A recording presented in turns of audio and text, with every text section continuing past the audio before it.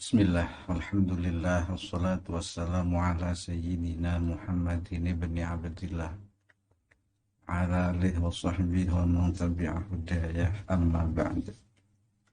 Fa inna asdaqal hadis kitabullah wa khairal hadi hadi sayyidina Muhammad sallallahu alaihi wa alihi wasallam wa syarrul umur muhdatsatuha wa kullu muhdatsatin bid'ah wa kulla bid'atin dhalalah wa kulla dhalalatin finnar.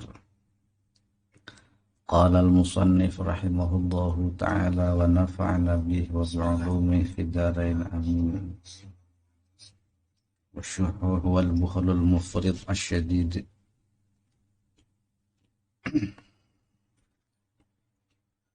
Wa huwa kama qala ba'dul ulama rahimahullahu hirsul insan ala akhdhi ma fi aydin nas.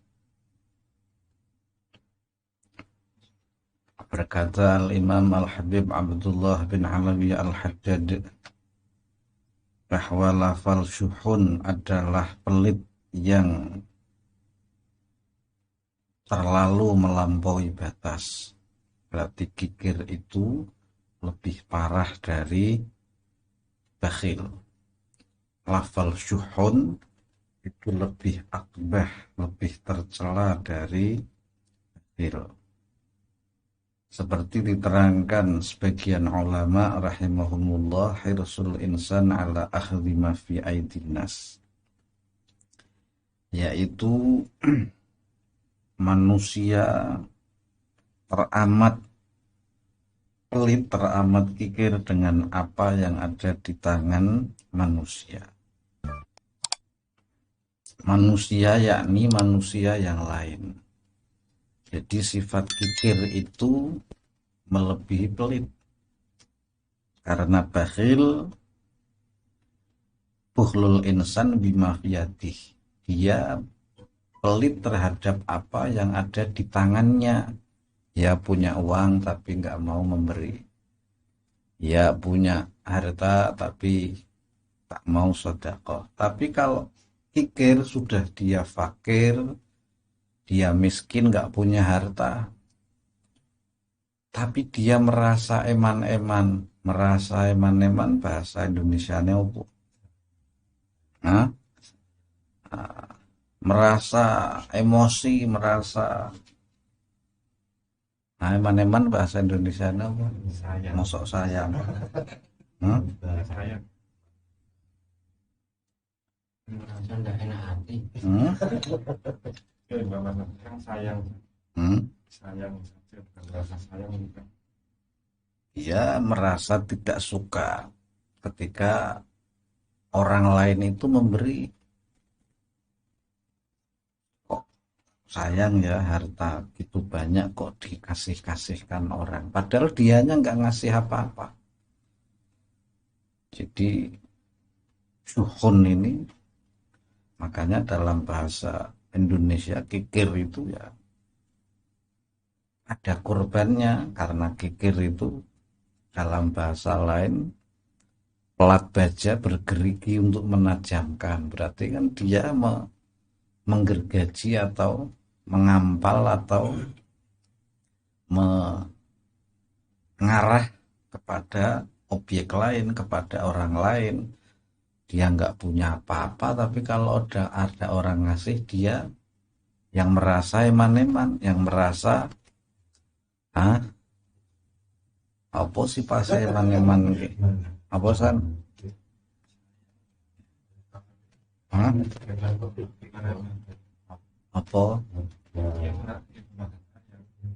Apa sir?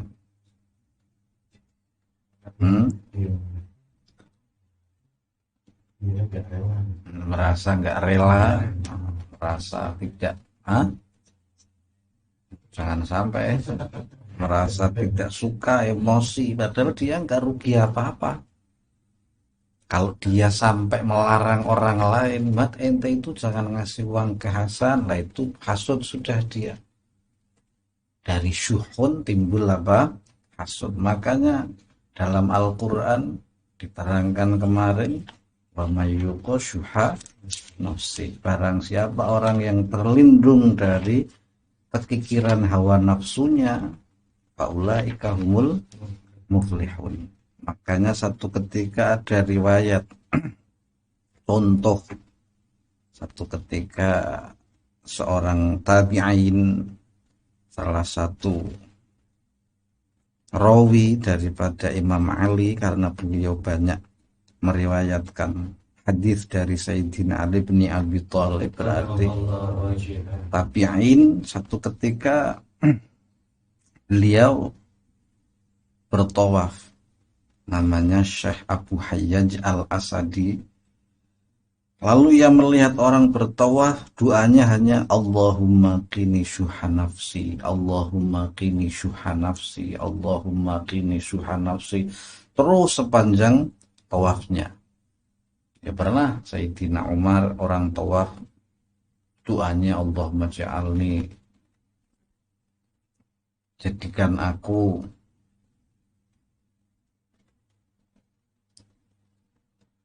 golongan orang yang sedikit, jadikan aku golongan orang yang sedikit. Ada, makanya tawaf itu tidak ada tuntunan doanya.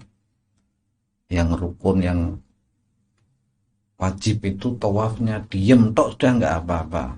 Kalau saya senangnya pas di Makkah, kalau tawaf bacanya sholawat Ibrahimiyah, Allahumma sholli ala Sayyidina Muhammad wa ala ali Sayyidina Muhammad kama shallaita ala Sayyidina Ibrahim. Makanya ada cerita, entah benar entah salah, ada orang pergi haji, hajinya kalau suruh ngapalin doa-doa yang panjang udah nggak mampu. Istrinya 2 lagi, suruh ngapalin udah mikiri istri 2 aja udah full otaknya ini. Aku kata kiainya, udah doanya bebas, diem aja nggak apa-apa. Yo yang enak apa kiai? Ya udah sapu jaga, Rabbana atina fid dunya hasanah wa fil akhirati hasanah wa qina adzabannar. Lalu ya tawaf. Istrinya ini namanya Hasanah sama Khadijah. Rabbana atina fid dunya hasanah wa fil akhirati hasanah. Yang Khadijah kan cemburu karena tiga-tiganya ini haji budu semua. Banyak haji budu itu banyak tawaf sambil memegang Ka'bah, itu enggak sah. Tawaf lalu memegang Hajar Aswad. Nah, Hajar Aswad itu ada wewangiannya. Sementara sedang ihram tidak boleh menggunakan wewangian. Dia tawaf. Saya setiap kali tawaf bisa nyentuh Hajar Aswad. Wah, tetangganya heran, hebat kamu. Padahal salah dia. Nanti kalau mau nyentuh Hajar Aswad, nanti sudah selesai tawaf, sudah selesai sa'i, baru sudah terbebas, baru dia apa? Silahkan menyentuh, mencium Hajar Aswad. Jangan masih memakai dalam melakukan ihram maksudnya, karena itu tidak boleh memakai wewangian. Sementara kadang kelambu Ka'bah itu diberi apa? Wewangian. Sa'i ya saya bacanya sholawat, karena saya memang penggemar apa? Sholawat. Karena ada kisah juga, salah seorang haji bacanya sholawat. Ada yang Allahumma ja'alni qolilan, Allahumma ja'alni qolilan. Sayyidina Umar bertanya, kenapa doamu aneh? Jadikan aku sedikit. Karena wa qolilan, qolil itu maksudnya min ibadiyah syakur. Dalam Al-Quran, hamba Allah yang mampu bersyukur itu sedikit, maka jadikanlah aku golongan yang sedikit. Nah, ini ada lagi yang aneh. Ketika Syekh Abu Hayyaj Al-Asadi tiap tawaf orangnya doanya itu dok. Nek mau kaji Indonesia, Rabbana atina fid dunya, akhirnya tujuh sing Khadijah nesu Mas ondungane kok hasanah terus, nyong ora tau didongake. Akhirnya demi sebuah keadilan, Rabbana atina fid dunya hasanah wa fil akhirati Khadijah wa qina adzabannar. Sah enggak itu tawafnya? Sah, paham enggak? boleh takok wayahe aku nganggo sapu jagat didine maksiat aku tawas dijiwiti terus lanang apa lah karang seko dijah nesu. Nah, terus priye Pak Kaji? Ya aku berdoane Robbana atina fid dunya hasanah wa fil akhirati khadijah wa qina adzabannar. Yo ayem wis mesem bareng niki bahwa haji itu ibadah fisik. Jadi kadang ada orang haji yang dipusingi justru bukan fisiknya yang diperlukan, dia olahraga, makan yang bergizi karena banyak perjalanan yang membutuhkan fisik yang kuat. Maka haji itu sebenarnya masih muda. Atau kalau tua ya fisiknya dijaga. Dua-dua itu enggak termasuk rukun.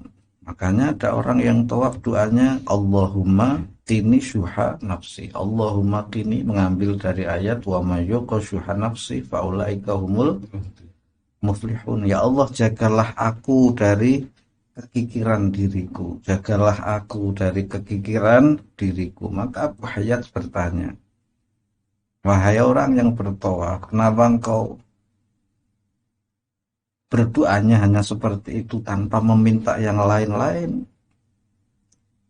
Dia menjawab, karena dalam Al-Quran wa may yuqa syuha nafsi faulaika humul muflihun. Orang yang terlindung dari kekikiran nafsunya, karena kikir itu nanti musuhnya dirinya sendiri. Ketika ia mau memberi, itu musuhnya dirinya sendiri. Maka memberi itu seperti jihad, karena berperang dulu dengan sifat kikirnya. Karena sifat asli manusia itu kikir. Paham nggih? Al-faqru halatun bi syuhu ya padha bae. Syuh itu sifat asli pembawaan manusia. Maka bayi lahir itu mayoritas tangannya menggenggam. Karena ingin memiliki semuanya. Jarang bayi lahir kok sedekap utawa tangannya megar nggih. Bahkan butuh berbulan-bulan untuk melatihnya tangannya agar bisa membuka cara wong Jawa megar gegem. Memang patai, maka ketika ia hendak menjadi orang yang tangannya terbuka memberi itu butuh perang batin yang teramat hebatnya. Karena nek jihad lawan wong liya, wong kafir misalnya, mati swarga gampang ya. Tapi kalau ini muflihun ini kalau diterjemah ya surga, ya ampunan Allah, karena orang yang terhindar dari kikir dirinya ia akan menjadi orang yang beruntung. Orang beruntung ini maknanya luas. Lalu orang itu menjawab, sesungguhnya jika aku terjaga dari kekikiran diriku, maka aku tidak akan mencuri, aku tidak akan berzina, orang ngelonre, aku tidak akan korupsi, aku tidak akan berbohong, dan aku tidak akan melakukan dosa-dosa yang lain karena tergolong faulaika humul muflihun. Maka kekikiran ini akbah. Jadi sampean bisa zina itu berarti ciri-ciri wong kikir sampean. Paham nggih? Sampean bisa korupsi. Duit pemerintah dikorupsi, duite kiai ini dititipi dikorupsi, duitnya gurune kamu korup. Kikir berarti dia nggak mau memberi. Oh iya, itu uangnya bosnya, itu uangnya gurunya, itu uangnya kiainya kok tidak diberikan. Korupsi berapa mangkole? Hah? Zino daripada dhewe makani sedina 50.000 saka bayar 50.000 blus bali kikir ora? Hah? Paham nggih? Hah? Mesti berpikir ekonomis ora jarene, walaupun salah mo sebenarnya. Sampai ono lagu daripada ngingu wedhus daripada memelihara kambing lebih baik beli sate. Nek beli sate sunduke bahasa Indonesia sunduk apa? Tusuknya jangan bawa pulang. Pikir pura mangkale? Hah? Jangan dikira. Paham nggih? Kowe isone mabuk ya salik ada kekikiran di dalam apa dirimu. Diangen-angen songgo sampai urunan 1.500-an ora iso tuku black label Pertos tumbe hah oplosan nggih campur bat nyamuk digerus kikir ora mat hah ha mana-mana sih mana-mana nganggo apa arane oplosan baik dan kamu tidak mengira paham maka dengan ayat wa mayyuqashuha nafsih faulaika humul muflihun wa muflihun ini bisa diperluas maknanya terbebas dari korupsi terbebas dari perzinahan terbebas dari kumpul kebo terbebas dari kedermawanan paham nggih Rono kikir mangkle zina cacak kowe bloboh nek ra cewek njaluk dikawin sak. Hah? Ya ora aku awake dhewe duit suwi-suwi Mas nanti pak bojo pe gelem mah. Emang ra zina arang kowe medhit mangkle cok. Merkosa mangkle apa kir? Hah? Nek aja rugi jebuna malah konangan polisi. Pokoke wong syuhun, wong kikir iki wis orang nonggon entuk. Hati-hati, orang tidak beruntung walau menyimpan satu zarah kekikiran. Merasa itu nafsunya, merasa itu apa? Miliknya. Mulai belajar. Paham nggih? Makanya kata Rasulullah sallallahu alaihi wasallam rawahu Ahmad la yajtami'u syuhu wal iman fi qalbi abdin abada. Sifat kikir dan iman tidak akan berkumpul dalam hati seseorang selama-lamanya. La yastami'u tidak akan berkumpul asyuhu kekikiran wal iman dan keimanan fi qalbi abdin di dalam kalbu seorang hamba abadan forever selamanya nggih.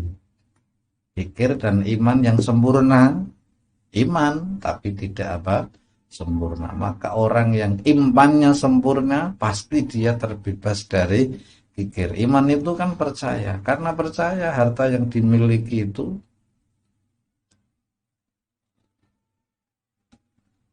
kikir itu seperti itu. Paham nggih? Makanya ono wong tawaf ndonga apa mau Allahumma qini Tuhan nafsi jaman tabiin.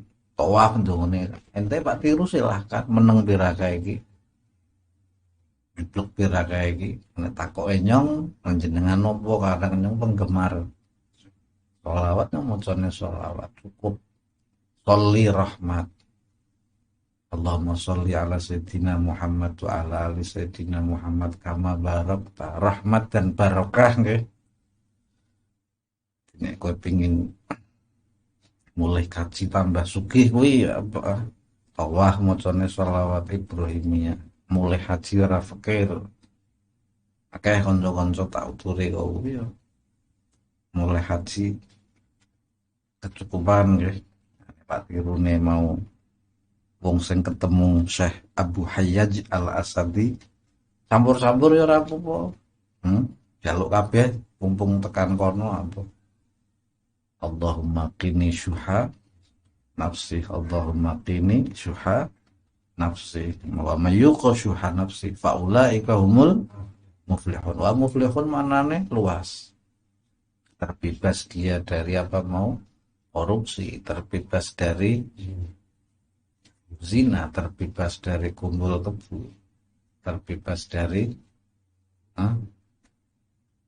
mabuk terbebas dari mencuri kan karena kikir dia ada kekikiran di dalam apa hatinya barangnya orang lain kok eman-eman diambil gitu bahaya ora sebenarnya kikir gitu.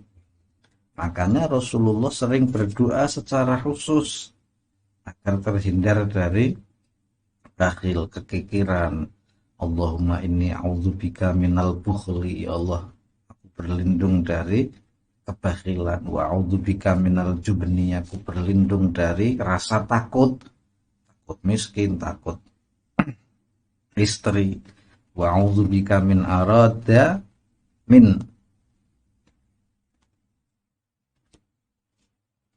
an uradda ila ardalil umri dan aku berlindung dari dikembalikan umur yang hina. Kemarin maksiat, sudah tobat maksiat lagi. Kemarin bilang kapok, baleni lagi. Kemarin bilang nggak mau ngulangi, ngulangi lagi. Sering sih kok. Wa'udzubika min fitnatid dunya wa adzabil qabri. Ini doa Rasulullah agar terhindar dari bakhil dan syuh. Allahumma inni a'udzubika minal bukhli wa a'udzubika minal jubni wa a'udzubika min an uradda ila ardhalil umri wa a'udzubika min fitnatid dunya wa adzabil qabri. Doa terhindar dari sifat pelit nggih. Niku hadis riwayat Imam Bukhari tiduru dhewe nang kitab Sahih apa Bukhari. Allahumma inni a'udzubika minal bukhli, ya Allah aku berlindung dari kepelitan, kekikiran. Wa a'udzubika minal jubni, aku berlindung kepadamu dari rasa takut atau menjadi penakut. Wa a'udzubika min an uradda ila ardhalil umri, dan aku berlindung kepadamu dari dikembalikan kepada umur yang hina. Kemarin melarat, saiki sugih bali melarat meneh nggih. Wingi tobat ngesuk apa kumat nggih. Wa a'udzubika min fitnatid dunya wa adzabil qabri, dan aku berlindung kepadamu dari fitnah dunia dan siksa kubur. Gitu ngometiti wong loman ora eman-emanan. Orang dadeke fakir. Kikir itu tidak menjadikan kaya raya. Karim atau mulia atau dermawan, jawad, tidak menjadikan miskin. Al-mu'min ghirrun karim wal fajir khibbun laim, kata Nabi dalam riwayat Imam At-Tirmidzi. Al-mu'min ghirrun karim wal fajir khibbun laim. Orang mukmin itu senantiasa lapang dada dan dermawan, dan orang yang pendosa, orang yang banyak dosa itu selalu bakhil dan berakhlak buruk. Salah satu ciri orang yang banyak dosa ini menyimpan kekikiran di dalam hatinya. Dikikir niku ternyata menumbuhkan berbagai macam penyakit napa mboten? Makanya wong donga Allahumma qini syuha nafsi, niku donga wong tawaf. Tapi nek Kanjeng Nabi dongane Allahumma inni a'udzubika minal bukhli wa a'udzubika minal jubni wa a'udzubika min an uradda ila ardhalil umri wa a'udzubika min fitnatid dunya wa adzabil qabri. Israsan jalur sugih mesti sugih. Paham nggih? Subuh pisan, maghrib pisan niku nek gelem. Subuh waca pisan terhindar dari kekikiran siang hari itu. Maghrib pisan terhindar dari kikir sepanjang malam itu. Kewedian aku setan pancen lho tak bulan baleni. Setan iki pancen meden-meden ini apa? Syaitanu ya'idukumul faqra wa ya'murukum bil fahsya. Setan itu menakut-nakutimu dengan kefakiran, lalu memerintahmu berbuat buruk. Ojo wekehke medhit ora. Jangan kasihkan eman-eman. Wallahu ya'idukum maghfiratan minhu wa fadla, dan Allah menjanjikan ampunan dan anugerah. Jadi lafal syuhun ini menimbulkan bukhlun, menimbulkan korupsiun, menimbulkan macam-macam. Paham? Wong selingkuh di menumbuhkan kikir pangai bojone mah kleman-kleman kira percaya. Gue seneng umpama bukan masalah profesinya, gue seneng karo pelacur umpama. Akhirnya gue nyai bojomu eman-eman, ngudute tak akeh pelacur kae bayar. Penak kae servise. Pikir ora emang oleh bojone njaluk ora ono, nang nasale nang saewis ada jatah untuk apa?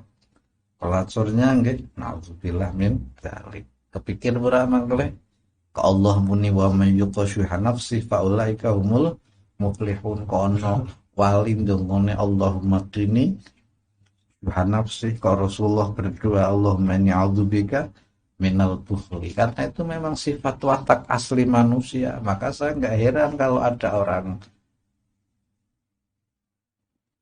miskin pelit, ada orang kaya kok pelit. Memang itu butuh melawan syuha nafsi, butuh perang melawan hawa nafsu. Paham tum? Ora wong bloboh lagi bisa hebat to. Paham nggih? Niku ana donga kopi. Zamane sapa Syekh Abu Hayyaj Al-Asadi niku zaman tabiin. Nek Pak tiru wali kuwi monggo Allahumma qini syuha nafsi, Allahumma qini syuha nafsi. Dudu hak anggo nafsi malah wong liya nafsi ya aku dhewe kok bitu taswijah nafsi kuwi yae dawa lindungilah aku dari kekikiran hawa nafsuku. Hawa nafsu itu memang kikir. Sementara wong duwe nafsu ora kudu ditekan sebab kikir iki memunculkan bukan masalah nyawer benar atau tidaknya nek duitnya turah-turah monggo. Duitnya mung-mungan bahasa Indonesianya apa? Hanya itu. Uangnya cuma itu, cuma-cuma apa cuma itu 100.000 nanti buat nyawer. Anaknya minta padahal dapat pahala nggak dikasih, istrinya minta nggak kasih karena dia kikir. Timbullah suka nyawer duit ngumungan bu itu salah nyawer ojo nyawer wong gue sedekah duit ngumungan disedekah ke wong liya be keliru. Nomor sekian kaya anak Allah hadiah nomor siji para kekasih, para ulama, para syurafa wong sing duwe kemuliaan Bu Habib, Bu Syarifah nggih. Tetapi ketika engkau sendiri kesulitan itu sampai kowe ramangan anakmu mati nggih ya malah dosa. Aja meneh kok apa nyawer. Sisan duit nggo tahlil lumpuk kowe keluargane diramangan saka makan itu nggone sego tenger kowe rasa sarapan weng. Gak usah makan no wis ngelih pak ora. Sak kampung mepakane tahlil nggih. Dosa. Aja meneh kok apa nyawer mangkle memunculkan apa kekikiran apa jare wong bloboh kok paham nggih ana wong bloboh asli kan karo anaknya karo bojone karo wong liya ya apa paham nggih karena ana wong Pak Kaji nek karo wong liya bloboh karo bojone dhewe ya intip ditung apa kowe kikir dengan paham nggih ana ora wong kowe makane wong ya enak-enak bojone pakane pete terus apa asale kikir nek katok poro tok dene wong asli wong karim ya sama siapapun sih sama anak sama istri bukan kekikiran nggih bahaya napa mboten makane dongamu Allahumma qini syuha nafsi iki kabul ora usah njaluk sugih kok mesti sugih temenan kaya wali kuwi para amat kaya wali sing ditemoni Abu Hayyaj Al-Asadi muflihun kane ra apa-apa ngene sampean tekan Mekah amin nggih di samping maca selawat tambah ibu marane menang satawi selawat karo Allahumma qini syuha nafsi apa medhit kok kuwi tak metu medhite ditanggal nang jero ati Allahumma qini syuha nafsi. Oh insyaallah nek perangi melawan hawa nafsu ki menang wani. Jadi jebulna syuhun kikir itu menimbulkan macam-macam napa mboten? Nyompak main karo pelacur kebon suwung servisnya penak kayak uang saya kok cuma 100.000 anak istrinya minta ya dikasihkan apa enggak padahal itu haknya ora kikir ora satu saya cari nih pelacurnya blobo ke mas oh yang tarif 15.000 mau wae piro Satu padahal kuwi wong apa? Kikir, paham nggih? Sehingga melakukan hal tersebut. Penting nek kowe Pak Peruntul Asir duit akeh weh ke wong terlalu kenyang itu duitku kok aku ngatani Allahumma qini nafsi. Paham nggih sing singkat wae kuwi nek sing dawa ya kowe mau. Biasa donga wali senenge sing singkat-singkat wali ya ampun. Donga mau dawa Kanjeng Nabi ki. Allahumma inni astuh kok itu diringkes bae wis ah. Nang Kanjeng Nabi dawa nang Sayyidina Ali dawa nang Abu sapa mau Hayat al-Asadi dawa muridé didine apa diringkes apa Bu Pak tiru sing di bener kabeh. Anut Rasulullah ya anut Rasulullah, mengikuti ulama ya mengikuti Rasulullah karena Rasulullah juga memperbolehkan ittabi'ul ulama.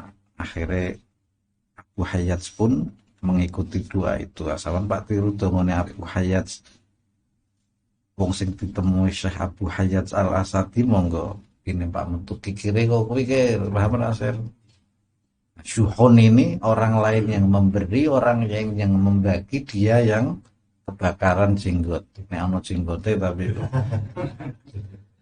kebakaran apa? Jenggot atau dia emosi atau dia marah. Paham nggih? Kalau pelit itu bukhlul insan bima biadi. Pelit dia terhadap apa yang ada di tangannya. Miliknya, uangnya, tetapi dia tahan dari tersampaikan kepada orang-orang yang berhak. Paham nggih? Berarti sih mending dipikir sama pelit.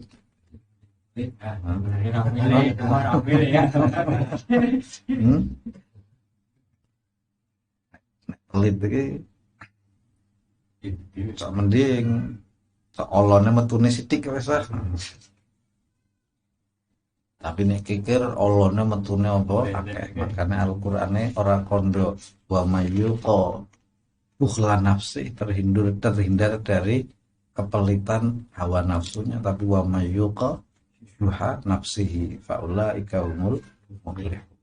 Makane nganggo donga iki sering kes padhat orang njaluk sugih sano, orang njaluk sregep salat, orang njaluk sregep zikir, tapi jarene wali kuwi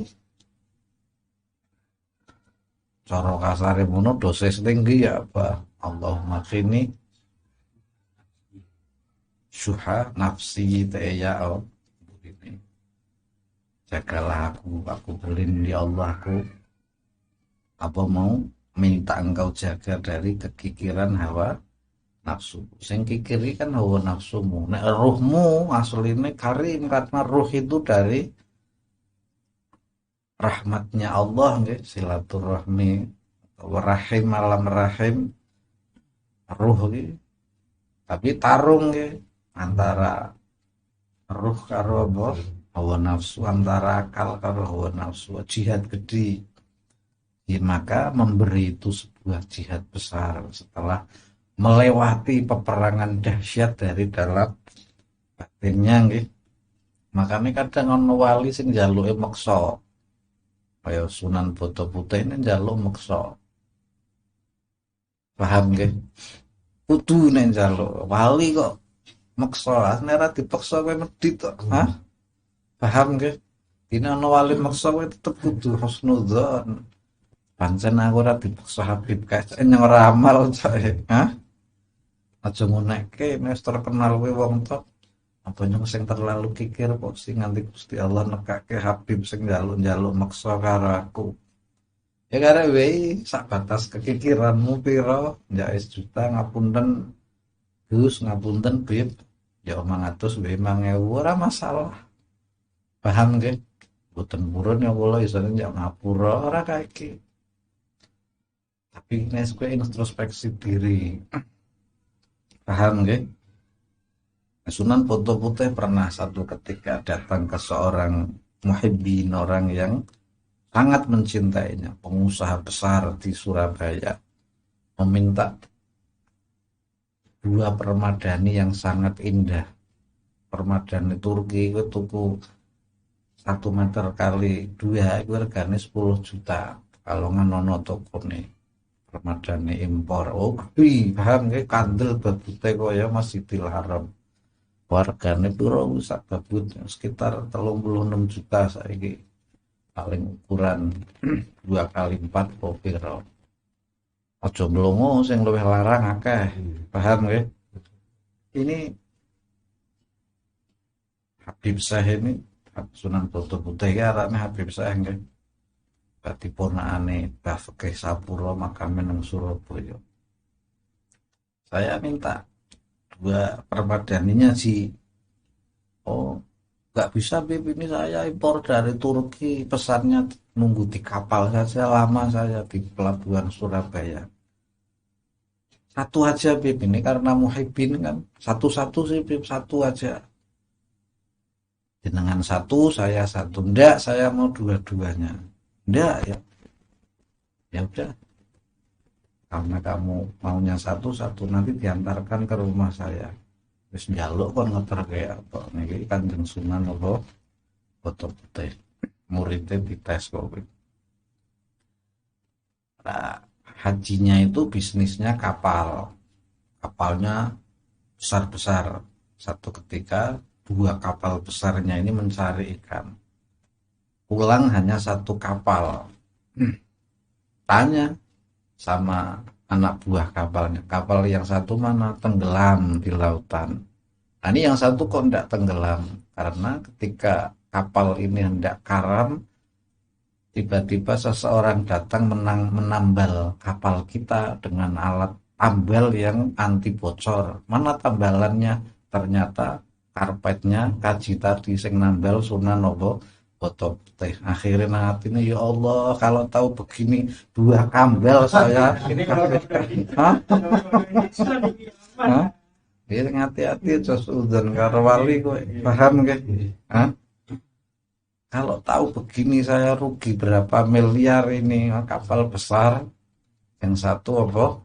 Tenggelam tak atau di tempat yang retak itu ternyata sing nggo nambal permadani yang dikasihkan Habib Syekh atau bergelar Kanjeng Sunan Boto Putih.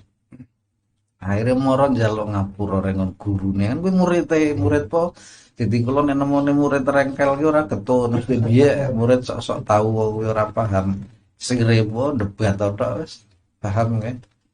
Jarene Sunan Boto Putih Pak Habib Syekh priye jiyu tak kandhani wegah kowe. Ngapurane Bib ya wis ora iso ditulung wis kelelep priye ha. Kapale retak dibunuh saya nggo nambal apa priye carane yaitu min karamatil auliya.